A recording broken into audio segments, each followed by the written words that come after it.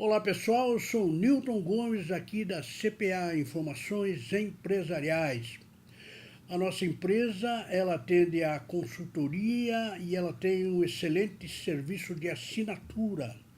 Por esse serviço de assinatura, o nosso cliente ele tem acesso a uma série de informações absolutamente necessárias para o desenvolvimento do seu trabalho contábil, administrativo, etc., né? Então, se você tiver interesse, entre no nosso site e fale com o nosso departamento comercial. Muito bem, nós estamos dando sequência aqui a uma série de vídeos que começamos a fazer recentemente a respeito da reforma da Previdência. Bom, isso é um assunto que está em voga, né? O governo já mandou lá a PEC para a Câmara dos Deputados, né? E é a PEC 6/2019. Essa PEC está na Câmara dos Deputados, ela vai começar a ser discutida tão logo seja formada a CCJC, isto é, a Comissão de Constituição, Justiça e Cidadania, que é a primeira comissão que analisa a constitucionalidade e a adequação do processo. Passando por ali, 5 sessõezinhas, isso vai para uma comissão especial que não está formada ainda, mas que será criada a partir da CCJC. E nessa comissão especial serão 40 sessões de discussão, etc., né? Então a coisa vai ficar muito interessante, porque nós teremos muito confronto de ideias, etc., lá na Câmara dos Deputados. Muito bem, neste vídeo nós vamos prosseguir analisando um documento, uma exposição de motivos do ministro da Economia que acompanha a PEC 6 de 2019. Essa exposição de motivos, ela esclarece tudo o que vai acontecer. Aqui ao meu lado, a Júlia. Oi pessoal, meu nome é Júlia Gomes. Como eu vou falar hoje, a gente vai falar alguns dos itens sobre essa exposição de motivos. Muito bem, a exposição de motivos é muito longa, claro, né? Tem muitos itens, muitos esclarecimentos, a intenção nossa é fazer. Mas, inicialmente, nós vamos pegar da exposição de motivo 3 itens, o 21, o 22 e o 23. A exposição de motivo nesses itens, ela dá uma ideia geral de como está organizado o sistema de previdência social no Brasil, né? Que basicamente são 3 itens específicos. E é por isso que a gente vai analisar cada um dos itens em que a exposição de motivos esclarece para que serve cada um dos regimes, são 3, atualmente em vigor aqui no Brasil e que a PEC pretende alterar, transformar e assim por diante, né? Muito bem, então podemos conversar um pouco a respeito do item número 21. O item 21, com a sigla RGPS, Regime Geral de Previdência Social, é um sistema de repartição pública executado pelo INSS que atende aos trabalhadores do setor privado. São 27 milhões de beneficiários diretos e 65 milhões de contribuintes pessoas físicas, né? Essas são as pessoas que compõem o regime geral. Afinal, o regime geral é o maior de todos, abrange a maioria das pessoas, né? Então, RGPS, Regime Geral de Previdência Social, o principal regime, e ele concentra a maioria dos brasileiros aí. Muito bem, isso está no item 21, lá da exposição de motivos. Aí vamos prosseguir na exposição de motivos aí do ministro Paulo Guedes, no item 22, que vai falar do segundo regime. O item 22 fala sobre o RPPS, Regimes Próprios de Previdência Social, que atende servidores públicos titulares de cargo efetivo na União, Estados, Distrito Federal e municípios, que são 5,7 milhões de servidores ativos e 3,8 milhões de aposentados e pensionistas. Muito bem, então vamos entender bem. O regime geral, ele se aplica a todos os trabalhadores, a todos os empregados de uma maneira geral, né? tem uma quantidade enorme, né, de beneficiários, tanto direto como contribuintes.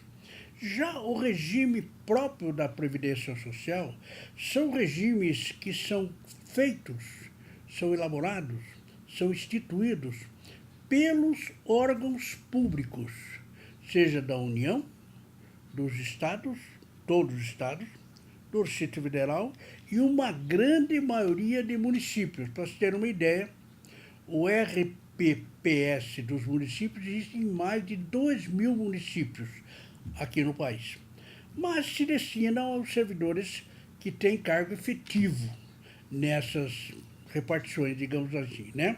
É por isso que são 5,7 milhões de servidores ativos, União, Estados, Distrito Federal e também os municípios, e são 3.800.000 aposentados e pensionistas que eram da ativa, né? Então, é um regime, o segundo regime, bem menor, mas assim mesmo tem uma quantidade enorme de beneficiários aí, tal. Muito bem, então, primeiro RGPS, o regime geral. Segundo, RPPS, os regimes próprios da Previdência. E, finalmente, nós temos um terceiro regime. O item 23 fala sobre RPC, Regime de Previdência Complementar. A participação voluntária com o segmento aberto, ou seja, planos de previdências oferecidos a todos, e fechado, fundo de pensão restrito aos empregados de empresa ofertante. Muito bem, então vamos entender bem o que é o RPC. O RPC é uma previdência complementar, né? Como diz o nome, complementar porque ele complementa. A pessoa, por exemplo, pode ser pensionista no INSS, que é o regime geral, ou pode ser pensionista ou aposentado, ou qualquer coisa, ou beneficiário do RPPS, que é a Previdência dos órgãos públicos, mas além disso ele pode fazer o tal regime de previdência complementar, o RPC.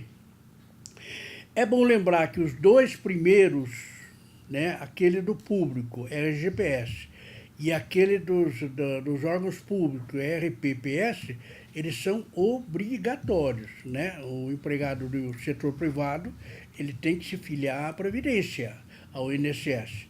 O empregado do setor público, ele tem que se filiar ao regime próprio que tenha lá no órgão onde ele trabalha. Agora, o regime de previdência complementar, ele é uma participação voluntária, né? Isto é, o cidadão participa ou não do RPC.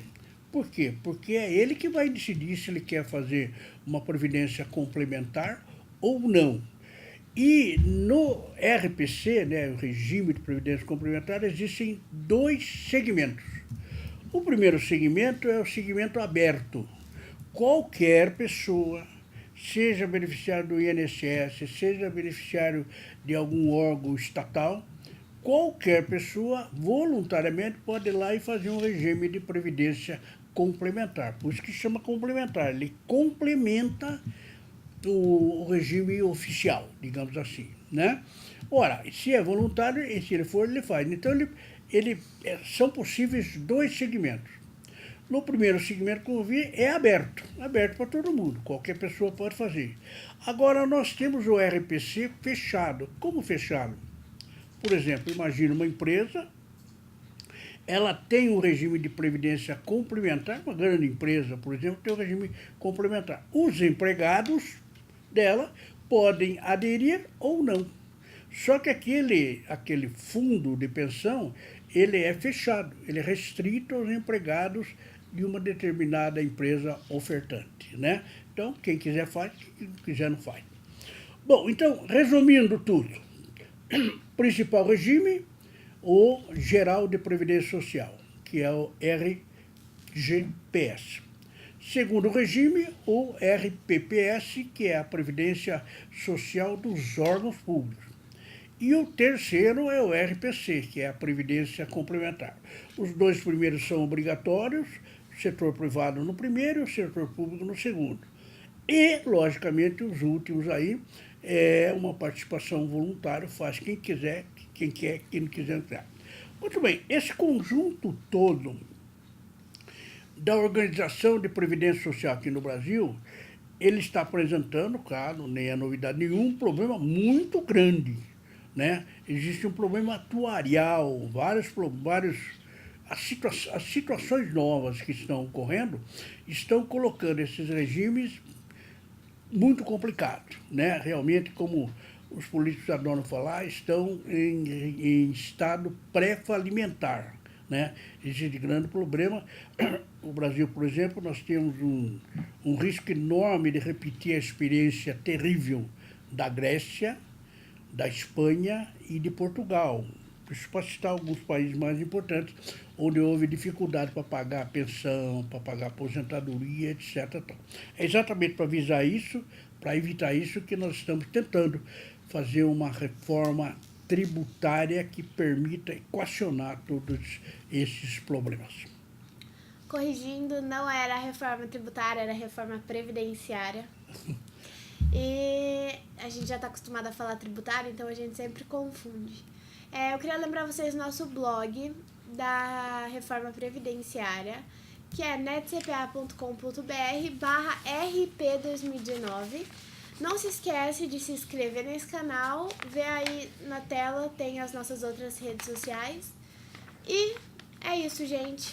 Até o próximo vídeo. Muito bem, no próximo vídeo sobre a reforma previdenciária, como a Júlia lembrou aí, nós vamos conversar um pouquinho a respeito de um capítulo muito importante que está lá na exposição de motivos, que é a transição demográfica e previdência, né? Nós temos um problema de demografia, né? As pessoas estão nascendo menos e as pessoas estão demorando para morrer, uma série de coisas aí, e nós vamos discutir isso aí de acordo com as palavras que estão na exposição de motivos do ministro da Economia, Paulo Guedes, e que na realidade, é o principal motivo dessa reforma previdenciária. Espero vocês, então, no próximo vídeo. Muito obrigado.